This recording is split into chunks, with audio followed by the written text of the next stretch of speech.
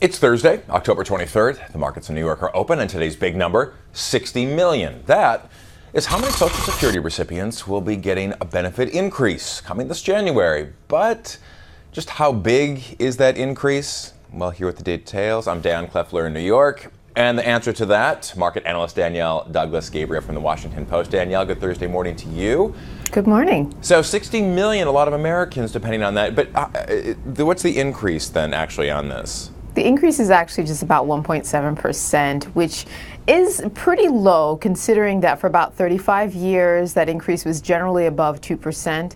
But there are a couple of factors at play here as to why it's been this low.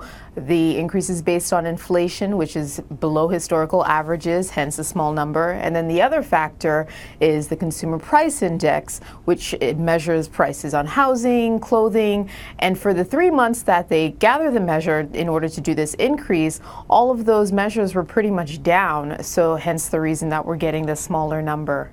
And the smaller number breaking down to what, about $20 a month additional? Just about, yeah. I mean, that's barely enough to cover medication for a lot of folks who rely on their Social Security.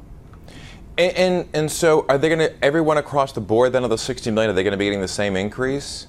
It affects people differently. There are about, I think, 4 million veterans who will receive this increase. There are about 2.3 million federal retirees and their beneficiaries who will receive this.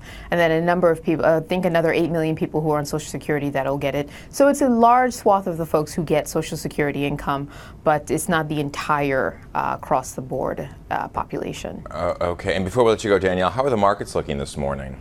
They're doing pretty well. So far they're up right now. I think a part of it has to do with GM's earnings as well as Caterpillar's earnings. So they've been trending up. It's a rebound from last week after seeing all of those dismal numbers. So we're in a good place. Well, in a good place. We'll have to see if that's going to continue going. They're up about 170 points there. So we'll wait to see. Washington Post market analyst Danielle Douglas-Gabriel. Danielle, thank you so much. Appreciate it. Thank you. And of course, you can keep up with the latest headlines right here on abcnews.com.